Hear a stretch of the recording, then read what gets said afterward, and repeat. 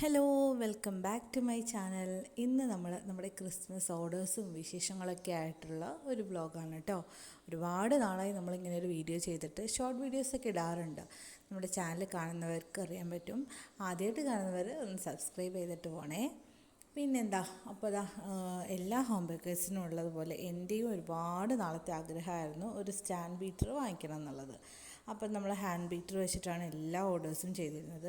അപ്പോൾ നമുക്ക് ക്രിസ്മസ് ഒക്കെ ആകുമ്പോൾ അറിയാമല്ലോ, ഒരുപാട് ഓർഡേഴ്സൊക്കെ ഒരുമിച്ച് വരുമ്പോൾ നമുക്ക് ഒത്തിരി ബുദ്ധിമുട്ടാണ് അത് വെച്ച് ചെയ്യാനായിട്ട്. കൈക്ക് പെയിനും കാര്യങ്ങളൊക്കെ ഉണ്ടാവും.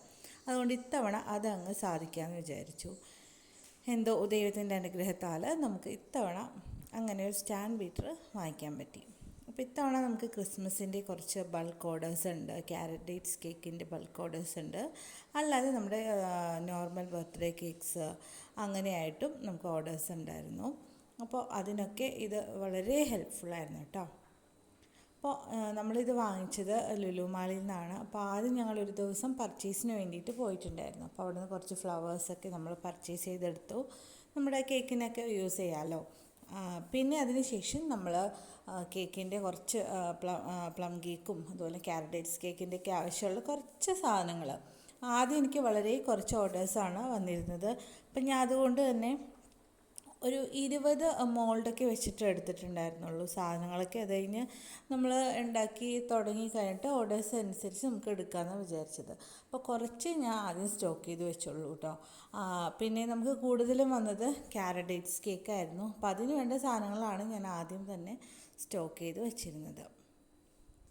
അപ്പോൾ ഇത് ആദ്യത്തെ തവണ ഞാൻ പോയിട്ട് പർച്ചേസ് ചെയ്തതാണ് കേട്ടോ. അതിനിടയിൽ പിന്നെ പോയതൊന്നും എനിക്ക് വീഡിയോ എടുക്കാൻ പറ്റിയില്ല. പിന്നെ നമുക്കറിയാമല്ലോ, തിരക്ക് വന്നിട്ടുണ്ടെങ്കിൽ പിന്നെ ഹസ്ബൻഡാണ് അതിനൊക്കെ സഹായിച്ചത് കേട്ടോ. ആൾ തന്നെ പോയിട്ടാണ് പർച്ചേസ് ചെയ്ത് വന്നിരുന്നത്. അപ്പോൾ ഞാൻ ലിസ്റ്റൊക്കെ അയച്ചു കൊടുക്കും. അപ്പോൾ അങ്ങനെ പോയാണ് എടുത്തു വന്നിരുന്നത്. അപ്പോൾ ആദ്യത്തെ തവണ ഞാൻ ഒരു 20 ഏകദേശം എൻ്റെ മനസ്സിലുണ്ടായിരുന്നുള്ളൂ. അപ്പോൾ അതിനൊക്കെ ഒപ്പിച്ച് ഏകദേശം കുറച്ച് സാധനങ്ങൾ ഞാൻ എടുത്തു. പിന്നെ നമുക്ക് ഓർഡേഴ്സ് വരണമെങ്കിൽ എടുക്കാമെന്നാണ് വിചാരിച്ചത്. ഒരുപാട് സ്റ്റോക്ക് ചെയ്താലും നമുക്ക് കാര്യമില്ലല്ലോ. അപ്പോൾ അതുകൊണ്ട് ഞാൻ വളരെ കുറച്ച് സാധനങ്ങളാണ് ആദ്യം എടുത്തത്.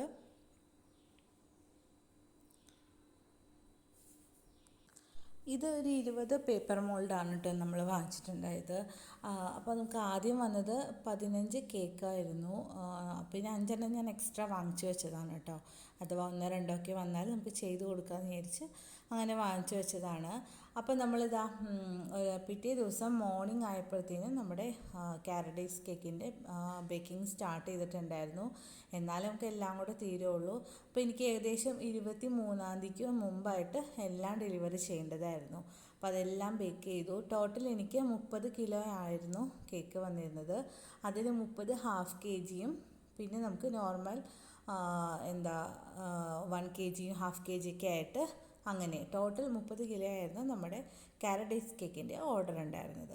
പിന്നെ പീസ് കേക്കായിട്ടും ഓർഡർ ഉണ്ടായിരുന്നു കേട്ടോ. അങ്ങനെ ഞാൻ ഇത് 23 ഡെലിവറി ചെയ്യാനുള്ളത് 22 തന്നെ ബേക്കിംഗ് ഒക്കെ കഴിഞ്ഞു. അതിൻ്റെ പാക്കിംഗ് ഒക്കെ നടക്കുവാണ്. നമുക്കറിയാമല്ലോ, ഒരു നല്ല തിരക്കുള്ള സമയമാണ്. അതുകൊണ്ട് തന്നെ നല്ല വീഡിയോസ് പറ്റുന്ന പോലെയൊക്കെ എടുത്തതെന്നേ ഉള്ളൂ. പിന്നെ ആകെ ടയേർഡായിട്ടും മെസ്സി ആയിട്ടും ഒക്കെ കിടക്കുകയാണ് കേട്ടോ. വീടൊക്കെ ആയാലും വളരെ നമുക്ക് കിച്ചണൊക്കെ ആയാലും ഒരുപാട് പണിയുള്ള ടൈമാകുമ്പോൾ അങ്ങനെ ക്ലീനിങ് ഒക്കെ ഒന്നും കാര്യമായിട്ട് നടക്കില്ല. എന്നാലും നമ്മൾ ഇതിൻ്റെ ഒരു പണിക്ക് നിന്നിട്ടുണ്ടെങ്കിൽ അതിനിടയിൽ കൂടെ വീട്ടിലെ കാര്യങ്ങളും മക്കളുടെ കാര്യങ്ങളൊക്കെ നമ്മൾ മാനേജ് ചെയ്യണം. അപ്പോൾ ഞാൻ ഓരോന്നോരോന്നായിട്ട് ഇതുപോലെ പ്ലാസ്റ്റിക് റാപ്പർ വെച്ചിട്ടാണ് കേട്ടോ മുകളിലേക്ക് ടൈ ചെയ്തിട്ട് റിബൺ വെച്ച് കെട്ടി അങ്ങനെയാണ് ടാഗ് ഒട്ടിച്ചാണ് കൊടുക്കുന്നത്. അപ്പം ഇതൊക്കെ ഏകദേശം പാക്കിംഗ് ഒക്കെ കഴിയാനായിട്ടുണ്ട്. കഴിഞ്ഞ തവണത്തെ അപേക്ഷിച്ച് എനിക്ക് തോന്നുന്നു കുറച്ച് ഓർഡർ ക്യാരറ്റ് കേക്കിൻ്റെ ഓർഡർ കുറവായിരുന്നു. കഴിഞ്ഞ തവണ നമുക്ക് ധാരാളം ഓർഡേഴ്സ് ഉണ്ടായിരുന്നു. ബൾക്ക് ഓർഡർ തന്നെ 50 ബൾക്ക് ആയിട്ട് നമുക്ക് വന്നിട്ടുണ്ടായിരുന്നു. ഇത്തവണ അത് വളരെ കുറവായിരുന്നു. പക്ഷേ എന്നാലും അല്ലാണ്ട് അല്ലറ ചില്ലറയായിട്ടോ 1-2 ആയിട്ടൊക്കെ ബൾക്ക് ഓർഡർ ഒരുമിച്ച് വന്നത് 30 നമുക്ക്. അല്ലാതെ നമുക്ക് ഇടയിലായിട്ട് അങ്ങനെ 2, 3, 5 അങ്ങനെയൊക്കെ ആയിട്ടാണ് നമ്മുടെ ക്യാരറ്റ് കേക്ക് പോയിരുന്നത്. അപ്പോൾ ഞാൻ ഇതെല്ലാം പാക്കിംഗ് ഒക്കെ കഴിഞ്ഞ് ഇങ്ങനെ വെച്ചിട്ടുണ്ട് കേട്ടോ. അപ്പോൾ എത്ര തിരക്കിട്ട പണിയാണെങ്കിലും ലാസ്റ്റ് നമ്മുടെ ഫൈനൽ പ്രോഡക്റ്റ് അല്ലെങ്കിൽ കേക്കിൻ്റെ ഡിസൈനും ഒക്കെ കണ്ടു കഴിയുമ്പോൾ നമുക്കുള്ള എല്ലാ ടെൻഷനും വേദനയൊക്കെ നമ്മൾ മറക്കും. എല്ലാ ഹോം ബേക്കേഴ്സിനും അങ്ങനെ തന്നെയാണെന്നാണ് എൻ്റെ വിശ്വാസം. അപ്പോൾ അതാ ഞാൻ ബൾക്ക് ഓർഡേഴ്സ് വന്നിട്ടുള്ള കേക്കുകളെല്ലാം ഇതുപോലെ ഒരു ബോക്സിലാക്കിയിട്ട് പാക്ക് ചെയ്തിട്ട് അത് ഡെലിവറിക്കായിട്ട് കൊണ്ടുപോകാനായിട്ട് റെഡിയാക്കുവാണ്. പിന്നെ നമുക്ക് അന്നേ ദിവസം കുറച്ച് കേക്കുകൾ കൂടി വന്നിട്ടുണ്ടായിരുന്നു. അതിൽ കുറച്ച് ഞാൻ അന്ന് തന്നെ ബേക്ക് ചെയ്തിട്ടൊക്കെ വെച്ചിട്ടുണ്ടായിരുന്നു കേട്ടോ. പിന്നെ അതിനിടയിൽ നമുക്ക് കുറച്ച് എന്താ പറയുക ഡ്രീം കേക്കിൻ്റെ ഓർഡേഴ്സ് കൂടെ ഉണ്ടായിരുന്നു. പിന്നെ അന്ന് നമുക്കുണ്ടായിരുന്ന വെഡ്ഡിങ് കേക്കായിരുന്നു കേട്ടോ ഇത്. പിന്നെ ക്രിസ്മസ് തീമിലുള്ള ഒരു കേക്ക്. പിന്നെ ക്രിസ്മസിൻ്റെ തന്നെ സെലിബ്രേഷന് വേണ്ടിയിട്ട് കുട്ടി കേക്കുകൾ ഉണ്ടായിരുന്നു. അതുപോലെ തന്നെ ബർത്ത്ഡേ കേക്ക്സും ഉണ്ടായിരുന്നു. അതൊക്കെ ഞാനിതിൽ അറ്റാച്ച് ചെയ്യുന്നുണ്ട് കേട്ടോ. അതിൻ്റെയൊക്കെ ഡീറ്റെയിൽഡ് വീഡിയോസൊന്നും എനിക്ക് എടുക്കാൻ പറ്റിയിരുന്നില്ല. നമ്മൾ അറിയാലോ ആ ഒരു സമയത്ത് നല്ല തിരക്കായിരിക്കും. അതിനിടയിൽ വീഡിയോ എടുക്കലും ഇതും കൂടെ പറ്റത്തില്ല. പിന്നെ കുട്ടികൾക്കായാലും അന്ന് ആനുവൽ ഡേയും പരിപാടികളൊക്കെ ആയിരുന്നു. സ്കൂളിൽ അവർക്ക് എത്തേണ്ടതൊക്കെ ഉണ്ടായിരുന്നു. അപ്പോൾ അവരെ റെഡിയാക്കാനും ഒക്കെ നമുക്കുണ്ടായിരുന്നു. അത് കഴിഞ്ഞിട്ട് ന്യൂ ഇയറിൻ്റെ തലേന്ന്, അതായത് 31-ാം തീയതി കൊടുക്കേണ്ട കേക്ക്സുകൾ കൂടിയായിരുന്നു കേട്ടോ ഇത്. അപ്പോൾ ഇതൊക്കെയായിരുന്നു എൻ്റെ ക്രിസ്മസ് ന്യൂ ഇയർ കേക്ക് ഓർഡേഴ്സും വിശേഷങ്ങളും ഒക്കെ. അപ്പോൾ ഇത് കണ്ട എല്ലാവർക്കും ഇഷ്ടമായെന്ന് വിചാരിക്കുന്നു. നമ്മുടെ ചാനൽ ആദ്യമായിട്ട് കാണുന്നവർ ഒന്ന് സബ്സ്ക്രൈബും ഷെയറും ലൈക്കും ഒക്കെ ചെയ്തിട്ട് പോകണേ.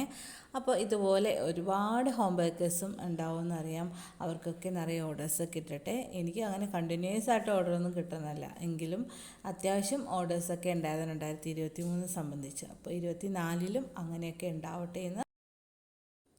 പിന്നെ മക്കളായാലും ഒരുപാട് അഡ്ജസ്റ്റ് ചെയ്തിട്ടുണ്ട് കേട്ടോ. ആ ടൈമിലൊക്കെ ഒരുപാട് ഹെൽപ്ഫുള്ളായിരുന്നു.